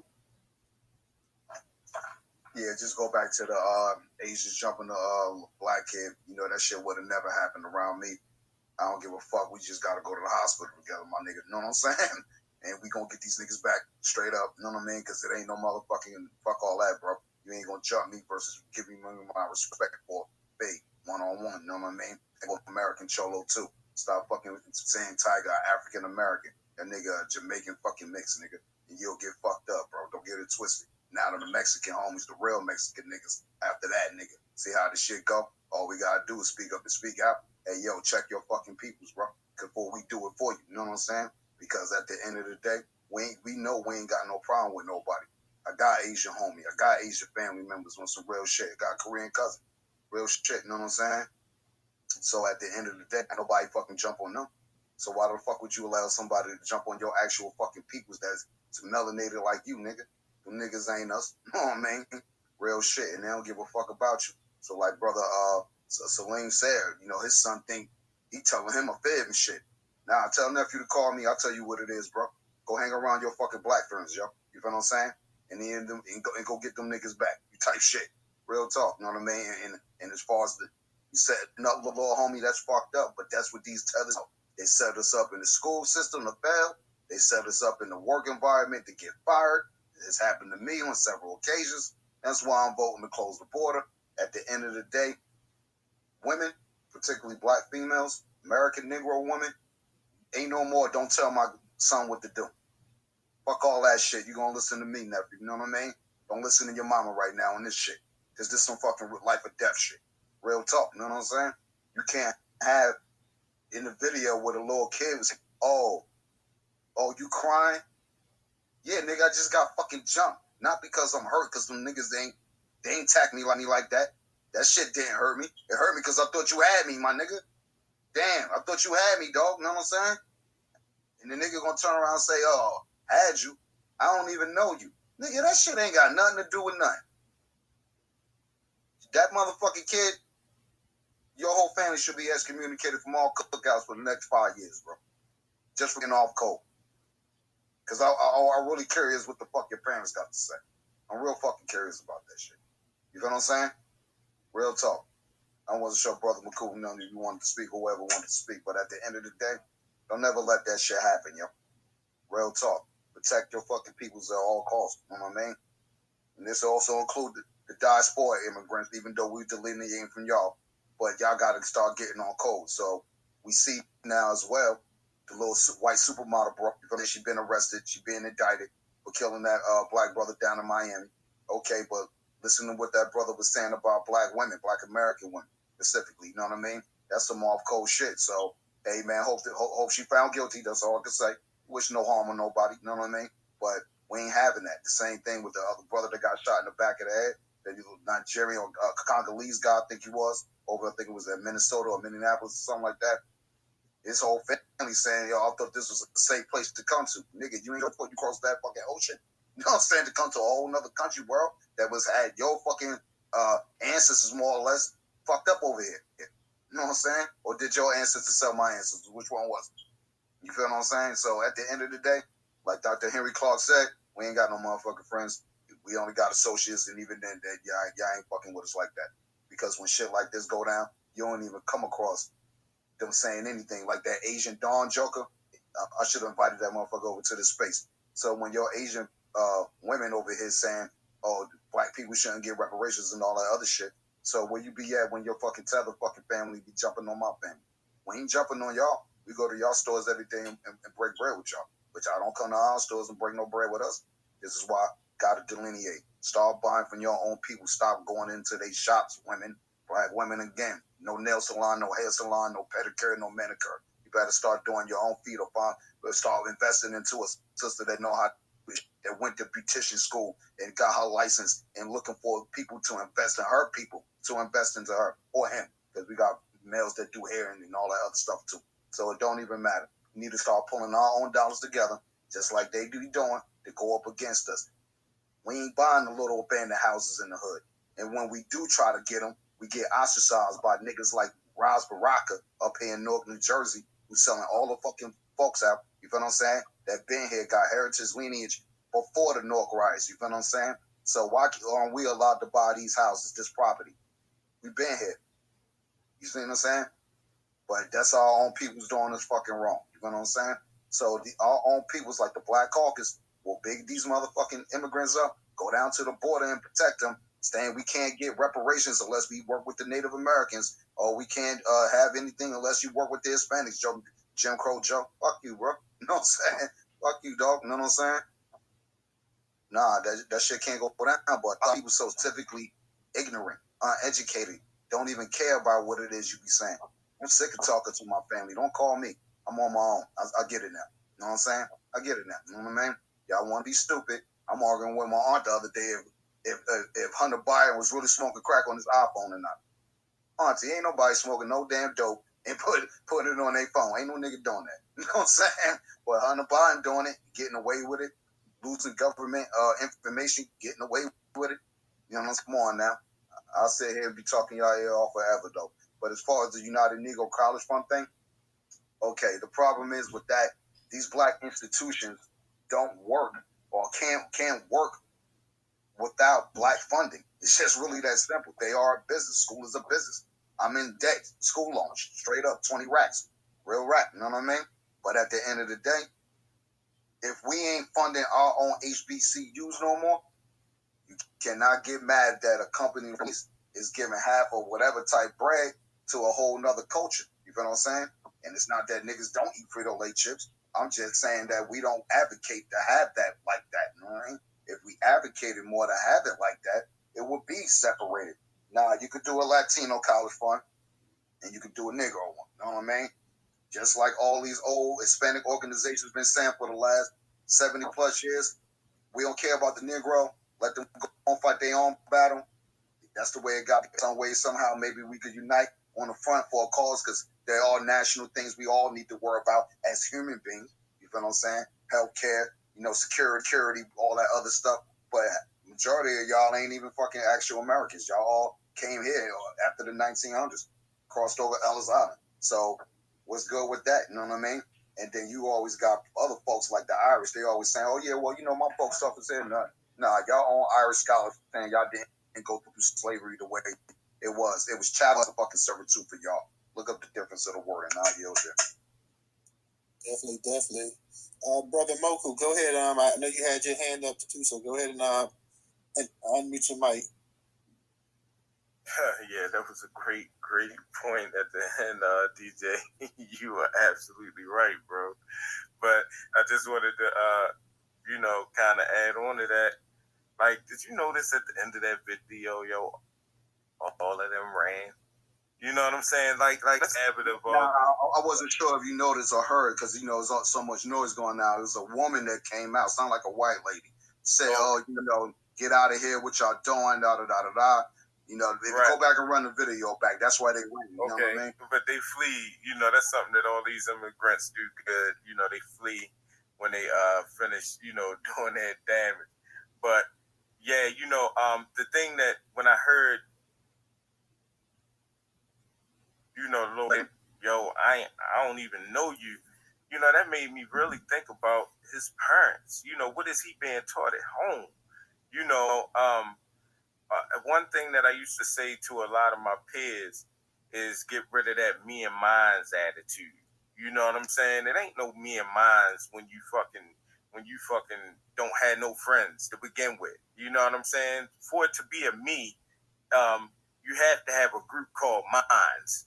You feel what I'm saying? And you know, that's something that Nearly Fuller point out in his word guide about us really being serious about our words, being surgeons with that shit. You know what I'm saying? Our people. You know what I'm saying? We don't own nobody. You know what I'm saying? That's why I constantly say people that look like me. You know what I mean? So yeah, I just wanted to pick you up on that. That was a good ass point, DJ. You're right, man. You know, it's not going to be no separation until we own our own. You know. Just to say about the Frito-Lay's thing, that black people buy enough Frito-Lay's to go ahead and say, hey, you know, no, this isn't right here. Now we got black kids that's probably have the lowest enrollment of any other group going into college. We need all of this. This is the United Negro College Fund. We need this money allocated towards our people. We've been big backers of Frito-Lay's probably before any other minority group was in this country. So we have supported you guys for years and years and years. Whenever any other group has something specifically designated for them, they don't come and share with black people. So we can't go along with this arrangement right here. We have to call it out. We have to also let it be known public that if you guys are going to renege on this right here, all of that $500,000 should have went to black people, or at least $250,000 should have went to black people, and it's specifically for the United Negro College Fund. Now, if you want to get to another group, fine, but don't sit up here and say that the United Negro College Fund, which was created solely for black people, black Americans, if we want to be politically correct, that we have to go ahead and we have to share our resources. Just like the idiot president, I think that was at Hampton, he's retired now. He goes ahead and he allows the Ukrainians to come over here and go to college free, get free room and board, free tuition. When that could have went to other black people throughout this country. This is a historically black college, another HBCU. See, the problem is that a lot of these HBCU presidents and deans and whatnot, they so used to cutting the jig for a few dollars and whatnot, they're not getting the money they should be getting from the federal government. So they feel like they have to kiss behind just to get this extra dollars and make up this stuff right here. This is nonsense, man. This is only you know what group you can pull this kind of stuff with. And like we're talking about the Asian, the situation with the Asian kid, what prominent black people do you hear talking about? Bobo made a very, very good point. We see the media is not giving this any kind of coverage whatsoever. So that means that we need to talk about it, because like all the main media outlets are making sure they stay clear of this. The only way they start talking about stuff like this is if it's a big outcry from us. So you don't have anybody in mainstream media talking about it that's black anything. You're not going to have anybody, I guarantee you're not going to have not one black person, a black business person, whether it's a celebrity or entertainer, what have you, a personality. You're not going to have any black person, any note, any word say anything about this finesse that they doing right here with the United Negro College Fund. Because remember, a mind is a terrible thing to waste. Those of us old enough to remember, we grew up listening to that commercial. It was in our, it was part of who we were. And all of a sudden, I guess it is a terrible thing to waste, especially if it's black, because nobody cares. Nobody gives a damn. Like I said, you can only pull this stunt with one group of people. And you'll sit up there and they'll say stupid stuff talking about who black people cut the fool about who the hell's going to perform at the Super Bowl show and the Oscars are too white and diversity in Hollywood and stuff that don't mean a hill of damn beans. They sit up here and they start talking about stuff that don't make a difference. That could make a difference. Where you have potential doctors and lawyers and accountants and people that's going to be pushed out because all of a sudden, being in the United Negro College Fund, you're too black even for that group there. We done got too black to even be in the United Negro College Fund.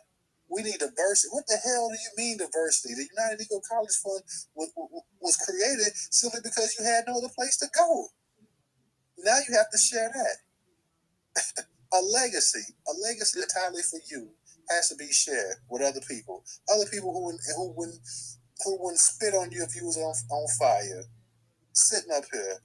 Anytime it's time to play this minority coalition game, you get the black pieces, you get the black faces, you put them front and center, you have them smiling and cheesing and taking photos for the little camera and everything else so they get that check cut. And as soon as it's all over with, everybody goes their separate ways once again. And you left for crumbs. Like I say, out of 500 some of the next 5 years is going to be dispersed. Let's see how much money that black people get. Because I guarantee the bulk of that money is going to go to white women. Then it's going to go to minorities. And then last but least, you're going to have black people get the crumbs of what's left. Like always, it's the same hustle that gets employed on us every single solitary time, and we won't do anything to stop it. We just sit there. We're not children, man. We're not helpless. We have a mouth. We have power. You have to constantly just taking this, just getting wailed on. Okay, come on, man, stop it. I mean, fool me once. Fool me once, shame on me, fool me twice. I mean, come on, man. How many times we have to see this hustle get ran here? This is like the movie Groundhog Day. We waking up every day to the same little storyline. And nobody, like I say, nobody of any black prominence can say anything, because if they do, they feel that they're going to be blackballed by Hollywood. Or they're going to be you got black people with hundreds of millions of damn dollars in the bank account too afraid to say anything.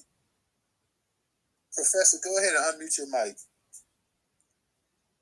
Thank you, Newstoter, and everything you're saying is right on the money, bro. I was going to ask you, Newstoter and Kite, man, have y'all ever just sat back and noticed the Democrats and the Republicans, they'll come together for one issue only, and that's symbolism such as things like Juneteenth. Now, they'll give you that, or they'll give you something like taking these statues down across the country. It's like symbolism. It's the only thing they come together for. Now, they'll do that, but then when it comes down to the tangibles, the money,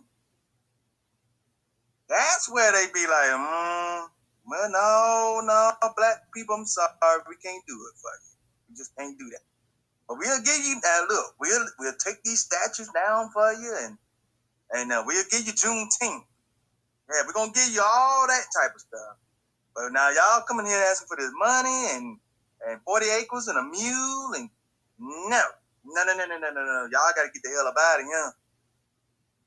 No, we ain't going to give y'all shit on that. Nope. That's what I have noticed about the parties, the two-party system, the Republicans and the Democrats. Neither one of these are there for us. Neither one. They'll come together for symbolism. That's it. I land my plane there. Yeah, I'm in agreement with you. Go ahead, bro. Yeah, no, I was just going to say, the symbolism is one thing, but the economics is another. Reparations is a debt that's owed, but we could be supporting each other right now as far as getting our own bread. But at the end of the day, yeah, we do vote, and we should actually come to our neighborhood. Trickle down economics, that's what they call it, right? Or that's what they've been calling it. But we know we don't never get anything. Why is that? And I think it also falls down to, we don't press these people enough. You feel what I'm saying? We go give them our vote for whatever the reason, but we won't press them after that. So the one thing I got to understand what Michelle Obama always said, like, black people didn't go vote in the midterms, which is coming up. November the Super Tuesday 4th, or whatever you want to call it. Somebody earlier in the reparationist perspective space, come to think of it. That this person ain't registered to vote. Well, what the hell are you waiting for? You feel what I'm saying? You know what I mean? A golden ticket from Willy Wonka. You feel what I'm saying? Go get registered to vote and go get registered. So go get registered to vote so you could go vote to start for candidates that's willing not to cut you off, bro, but I get so tired of hearing that same BS that they be. How many of these other groups in the midterms? Let's look at their voter turnout compared to black people. It's always an excuse. Right, I get tired of hearing that nonsense every time. Like, what's the Hispanics turn? What's they turnout in the midterms? Right, but Tyler, that's what I'm saying though, bro. That's one thing I got out of give her on saying that, but she was telling the truth though. It don't matter what the other people's turnout was. It do matter. It does matter for the fact that our turnout still be higher than these other groups. Hold on, I'm gonna let you get that. Our turnout still be higher than these other groups, yet they still go up there and they still kiss their behinds and they still give them stuff that should be strictly for black people. So I'm not hearing that. Right, but that's because we don't press them, bro. It's just really that simple. That's what I said. So, and Michelle Obama is still telling the truth. We didn't show up in those midterm elections. The numbers are there. So there's nothing to argue about right there. But at the end of the day, none of what it falls down to, we don't press these candidates, yo. And none of these candidates like Marcel don't run in a reparations ticket. So it's like, what are we voting for? You know what I mean? I'm going to still argue that our numbers for the past 60 years, if you look at midterms, the past 50 years or past 40 years, some Asians still been greater than the Hispanics, still been greater than a whole bunch of other groups. They just sit here and every time that they lose an election or whatever, they want to put it all on black people, this and that. What happened when black people give you the presidency, when they give you the House, they give you the Senate? What are you doing then? Right, but that's on us though. But that's still on us as much. We didn't press Obama for no reparations. Just keep it G.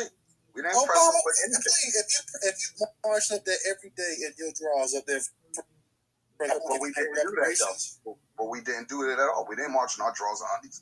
We didn't even do that. I'm saying, man, he told you because he didn't want to offend the other people, man. He wasn't going to do anything that he thought that was going to hurt his legacy, hurt his chance to be reelected. He wasn't going to do anything, man. He was up there. Let's fast forward to Jim Crow Joe. Right, but let's fast forward to Jim Crow Joe. Same scenario, right? Obama didn't actually promise us anything. We voted on GP for him because he was a melanated man.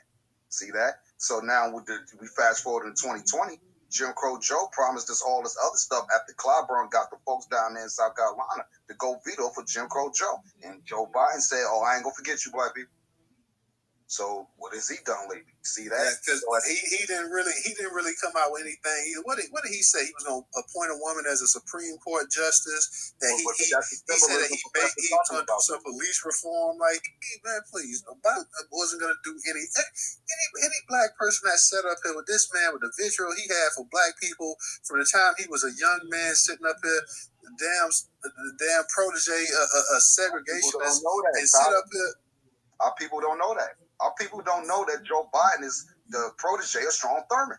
Our people don't know that shit. Plenty of them knew it. Plenty of them. I talked to plenty of black people, baby boomers and stuff. Plenty of them knew it. And they think what? And they was like, well, people can change. Right. They still went and voted for him. So, back then that you was alive when this man was running with this other dude, that he got all his hate crime bill and all this other stuff. So it's really our elders and ancestors that failed us. But it's not only for the same shit. It's not only the elders, because he did tell us all. Remember, he told us to our face when he went on the Breakfast Club, "You ain't black if you don't vote for me." Well, hey, look, that's the whole argument to get you indoctrinated and wild up. Oh, I'm gonna go vote for you because you said that to Charlamagne. We ain't even looking at the aesthetics of the shit. We not. You know what I'm saying? Real talk. We ain't looking at, oh, this motherfucker is really being prejudiced and racist to us. Saying if I don't vote for you, I'm not black enough. What type of shit is that? And remember, if you got an IQ over 40, you should know what this old segregationist was trying to say. Black people, bro. Not to us, bro.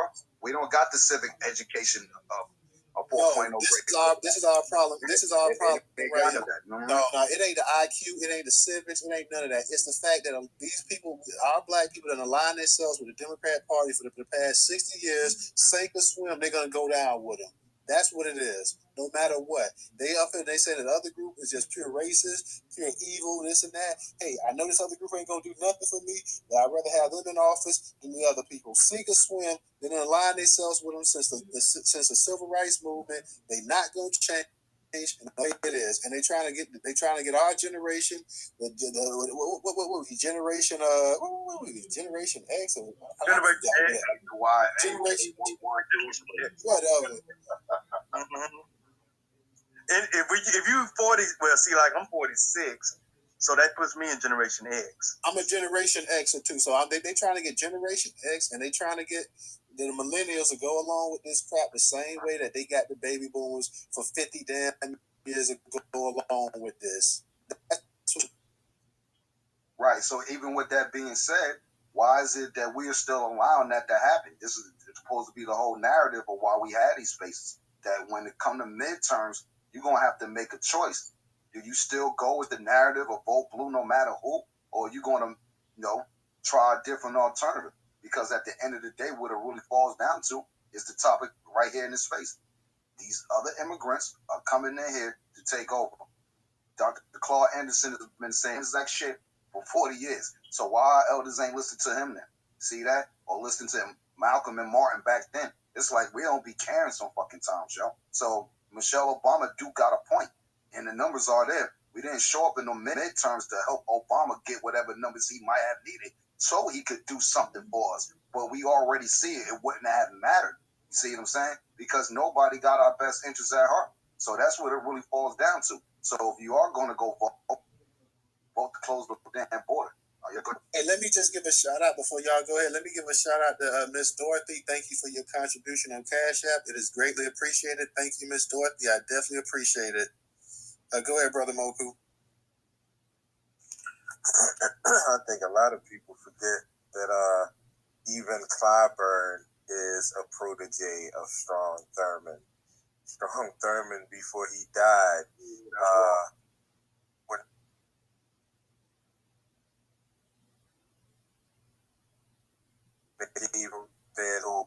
when Joe Biden gave his little speech, not at his eulogy, but the man stayed in office damn near fucking 90 years. So, a lot of it has to do with we don't connect the dots. Actually, what both of y'all were saying is actually correct.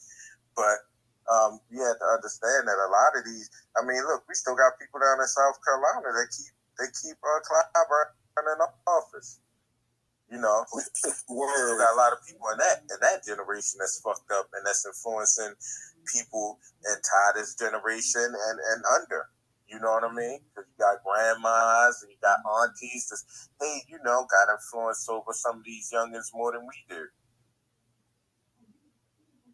I definitely agree with you on that, man. Definitely, like I say, Clyburn has one of the poorest districts in the entire nation. They haven't moved forward or anything like that. And you still got the vast, especially the older ones that sit up there and act like he's some kind of god or something. Oh, he the most powerful black man in politics. As if that means anything. We live so vicariously through other black people. We lived through them. Obama becoming president meant we were all president of the United States. This is the first black person to own this right here. Oh, this is the first black person to play in this league. Oh, this is the first black. This is the first. That first black stuff don't mean it don't mean anything. Obama was the first black president, so to speak, or whatever. If that's what they want to say, okay, cool. It's going to be a long time before you have another black person sitting up there in that White House. So what exactly has that meant?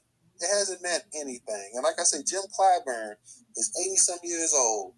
Maxine Waters, 80-some years old, and they still holding on or whatever. Instead of letting the next generation come in here and try to move us forward. And you got a bunch of black people in the community think that they have done a swell job. They did all they could do. They's a champion for this. There's a champion for that. Man, come on, please. Enough. I agree with that 100% because I got into it with my great aunt over last week about, just other Pacific shit that's going on. She don't believe that a lot of these Hispanics that's coming across the border getting all these tangibles, all this money. She think that they really poor, messed up, and run from, civil war and shit in their country. Nah, Jim Crow Joe letting these people, I don't believe that. That's fake news. That's fake news. Huh? What news are you watching? You know what I mean? To make this thing that is fake news. So this is another argument that is really falling down on us. we're going to have to start running for office and supporting those that's willing to run for office on a reparations ticket, on a closing border candidate ticket. Black first, yo. Fuck that shit, you know what I mean? Agree. I mean, we definitely got to vote against, like I say, the open that, like I said, this thing about the United Negro College Fund, if this don't really tick somebody off right here, this whole room tonight was meant to like just really get everybody talking like, hey, and kind of get everybody, upset to the point that, hey, I got to say something about this right here. This was ridiculous. Both of the actual topics tonight was utterly ridiculous. The fact that you got these Asian kids and like Brother Moko said, because I spotted when I saw them, they took out. I hit a part about the lady coming out, so I must have missed that DJ. All of them just running. Back in my day, I'm not trying to sit up here and promote violence, but somebody would have been right there to catch one of the boys with the right hand and lay them down. I promise, if one of them would have took off running, he would have got dropped. But no, they sitting up here, they up here video, and then you got the other brothers. Oh, I don't know. You know me enough to damn record this here. You know enough about that. Not only do you record it, your dumb ass is gonna upload it on the internet, on social media, so I can get clowned about this all the time. This is super soft here. And then we got the United Negro College Fund. I bet the late Lou Rawls is probably like rolling over his grave. You sitting up here, and now why don't you just don't be surprised in the next 20 years it don't change from the United Negro College Fund to the United Negro and Hispanic College Fund.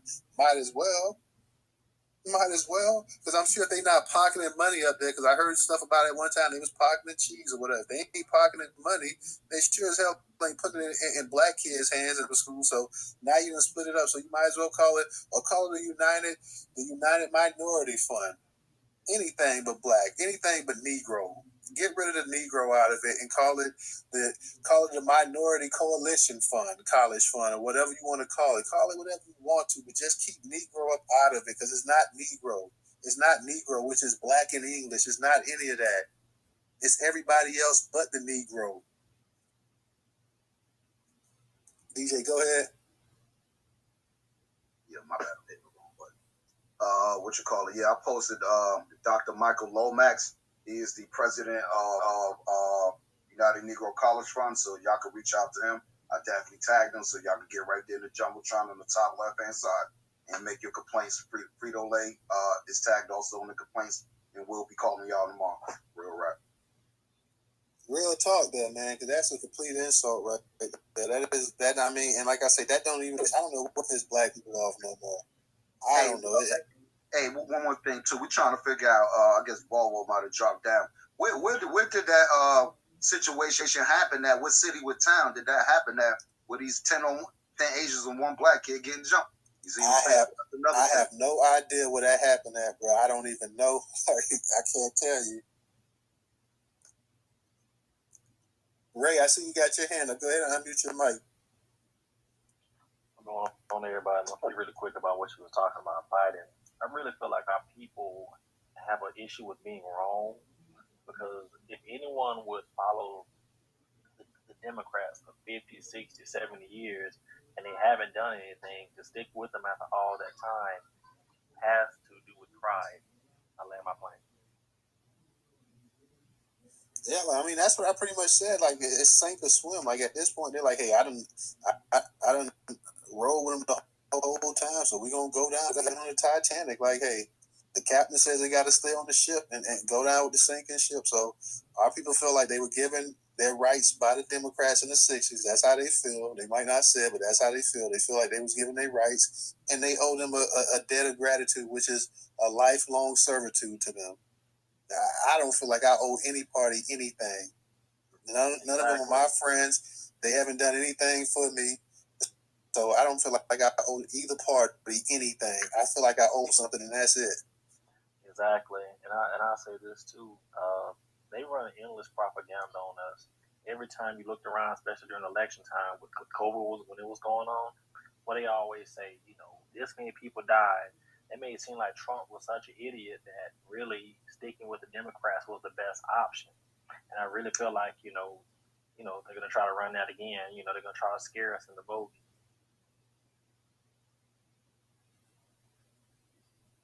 Pretty much, yeah. Yeah, I agree with that. Just only because start paying attention to what's going on in China, right? Everybody start paying attention to what's going on in China. China want to be a superpower, and they, like you said, I think earlier, South America know they're in debt to these jokers. Well, somebody said that earlier. But at the end of the day, China want to be a superpower. You got to really watch what's going over there in Taiwan, because Taiwan is the number one world's leading manufacturer. We can't be up here talking to each other on this Twitter space, and you texted me later about who said what, you know what I mean, without a microchip in the phone. Can't really drive and use your infotainment system in your car and listen to your favorite hip-hop without a microchip being in it, bro. You feel what I'm saying? So, yeah, the United States now is trying to actually start manufacturing their own chips, but this is, the last, maybe almost 100 years of international industrialization by our government versus just investing into the people that are here already. You feel what I'm saying? Look at Detroit. Ain't no more Motor City over there. You know what I'm saying? Go ahead, Ray. They had to, before you get it, Ray, but they had to go ahead and try to globalize stuff too as a way to keep black people from reaching certain heights in this country, because they saw it was coming. You had a black middle class that was starting to explode and whatnot. And in order to keep that buffer between white people and black and whatnot, you had to go ahead and you had to start sending jobs overseas, and you had to start doing more globalization and stuff like that. So, yeah, the U.S. wanted a bigger hold of the world economy. That's true as well, too. But they also saw it as a way to undermine the black community as well. Go ahead, Ray. Well, since we're speaking about China, I was reading something recently, and please don't quote me, but I believe it's China and Russia are actually working together to create a new currency that's backed by gold. Everybody stand by, man, because that's going to get ugly for us. That's going to obviously increase, or not, that's going to mess with the value of the dollar. I want to say this to everybody in the group that's in here tonight. I don't tell y'all what to do or not, but seriously consider, if you don't have to, seriously consider the next time you go to one of these Asian restaurants, or you sisters go to get your hair, nails done, or whatever, where you get your hair from or whatever.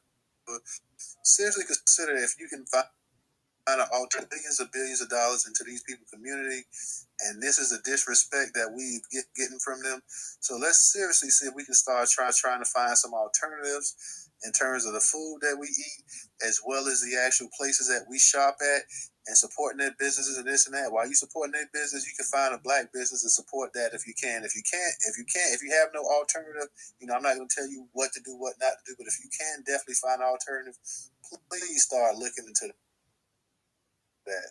We're trying to support our own some as well too. We find reasons and we come up with excuses and everything under the sun why we can't support a black business or whatever when they're right there needing our help. Brother McCool, go ahead and unmute your mic, brother.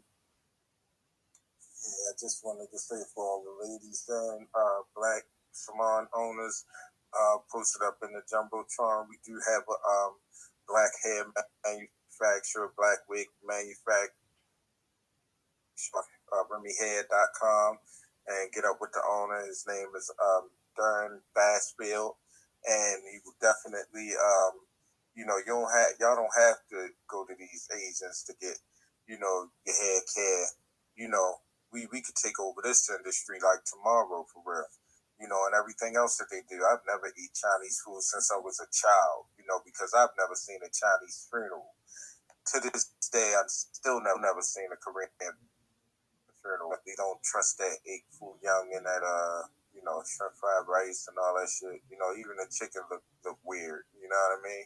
So I just urge everybody, black to black. Definitely. DJ, I'm gonna go ahead. We're gonna get ready to go ahead and end this space. So I'm gonna go ahead and let you say something, and then I'm gonna close it out for the night. So go ahead and get your final say in there. No, I think everything that was said, or whatever the case be. We all agree to agree. Just get in the Jumbotron. I posted, and Brother McCool, like he posted this, the Remy hair, spend his black on. So go and check it out, ladies. Ain't no excuses, but, go support that black. And I also put Sister Maggie Anderson, right there on the top left-hand side of the Jumbotron. It says, this is Our Black Year. Go to that sister page right there. She did a whole year, buying nothing but black products. So she could sacrifice and, buy specific black things that you can find locally in your area. Other thing is, too, there's no excuses anymore as far as not being able to at least search somewhere online for somebody black that you need. I'm still having the same issues, but getting onto the sister's rhetoric, I've been able to just stay away from not going into the bodega as much. I might go there for a poppy sandwich because I'm on the run. Because I ain't going to McDonald's and none of that other shit. I don't eat that stuff. You know what I'm saying? So I go get a turkey and cheese and keep it pushing. But if I could find a black bodega around my neighborhood, which I do be looking, but all the poppies got these shit sold up. So I just been going to the same poppy store I've been going to since a kid on some real shit. You know what I mean? And that's across town, by the way. So I go literally across town. The family in there, they know me too. Real shit, you know what I mean? So with that being said, we got to start producing our own. Got to learn how to be black, buy black, Negro, all that other stuff, and support my reparations DVD up in the Jumbotron. And I'll yield there, y'all. Alrighty. Thank you to everybody who came out tonight and supported this Twitter space. We had a great conversation again. You guys that's new to our Twitter spaces, you can catch us Monday through Thursday, 8 p.m. through Thursday, 8 p.m. Eastern Standard Time. Thank you to everybody who came in, everybody who listened, everybody who spoke, everybody who tweeted out the space, everybody who supports the content daily, everybody who goes to the website daily. And for those who don't, please make that a habit. Please support Black, and that's free. You don't even have to pay to go to the site. Like I say, 30 seconds a day, a minute a day. Just surf the site, see what you find interesting on there. You ain't even got to read an article, just surf it. And you got 30 seconds on there. So thank you to everybody who supports. You can also support us, Newstoter on Cash App. That is $ Cash App. Damn, why I keep saying that? $ Newstoter. $Newstoter, that is. I want to thank you. You be doing that, bro. I be doing it all the time, man. I don't know why, but listen, man, don't feel bad because I do that all the time. Somebody asks me, I always say that. I say, why do I keep singing that? I need to stop saying that. Yeah. Newstoter, y'all. $ Newstoter. Like I say, if you got $1 and you can't contribute just $1 on Cash App, that would be greatly appreciated. You can also check out our PayPal or Venmo. That's in the Jumbotron as well. We will be back tomorrow. I don't know exactly the topic, but we'll find something interesting to discuss as always. And I appreciate you guys coming and always making the conversation a good one. So for that, we're going to go ahead and say good night, and we will see you guys tomorrow. Y'all have a good night. December 8 p.m. Eastern Standard Time. Peace and love, y'all. One reparations.